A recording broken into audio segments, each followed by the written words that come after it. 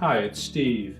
Today we'd like to show you how to replace the retaining spring for the condenser fan blade on your refrigerator. It's a really easy repair. Let me show you how we do it. Now, to do this repair, we will need to pull the refrigerator far enough forward that we can access the lower access panel at the back of the refrigerator. So the first thing we'll need to do is to disconnect the power. You can either do that when you pull the refrigerator forward, just unplug it, or locate the electrical panel, turn off the appropriate breaker, or remove the appropriate fuse. And carefully move the refrigerator forward so that you can gain access to the back. Next, we'll remove that lower access panel. On this model, there are 3 screws across the top and 2 more across the bottom that we need to remove. They're all number 2 Phillips screws.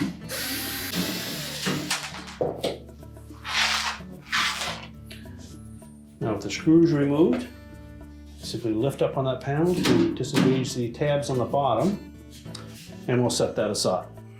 So next we'll locate that fan blade. If it's still intact, we'll need to pull that off of there so that we can attach the retaining spring to the hub of it.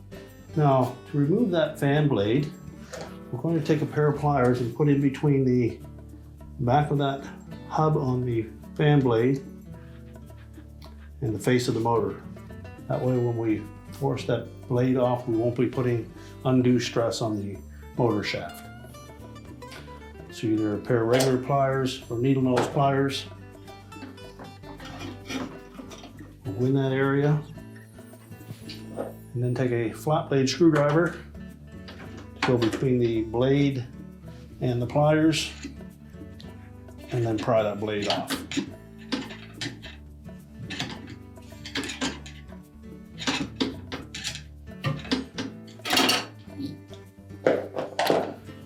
Once we've removed the blade, just inspect that to make sure that there's no damage to the hub.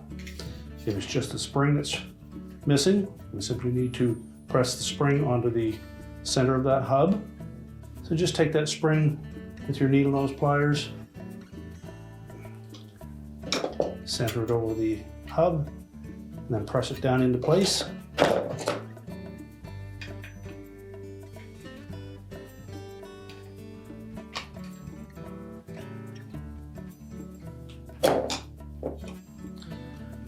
Now, you may have noted some adhesive on the hub of that fan blade. There's probably also some on the shaft of the motor. So you'll want to clean that off first. Typically that spring will hold that blade on it firm enough, but if you wish, you can use some type of a thread locker, a non-permanent thread locker, or even something like an instant glue. Just put a few drops on the motor shaft, and then we'll slide that fan blade back onto the shaft. So we'll put it on with the spring side facing out.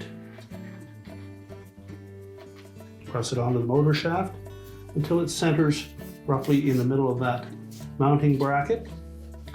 Just spin it a few times, make sure it doesn't hit on anything.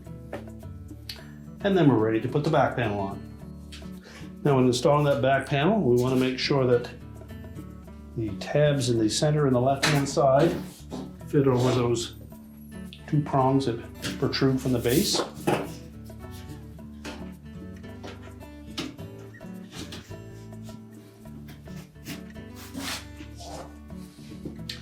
Ensure that the water lines are not compromised or the line cord. Then line up the screw holes.